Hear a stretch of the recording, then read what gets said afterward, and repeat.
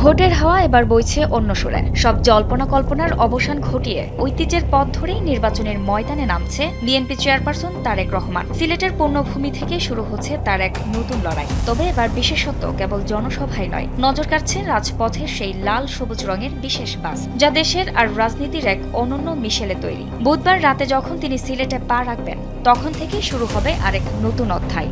দলীয় সূত্রে জানা গেছে, বুধবার রাতেই তিনি বিমানে করে সিলেটে পৌঁছাবেন। বৃহস্পতিবার ২২ জানুয়ারি তারেক রহমান সিলেটে হজরত শাহ জালাল ও হজরত শাহ পরানের মাজার জিয়ারত করবেন।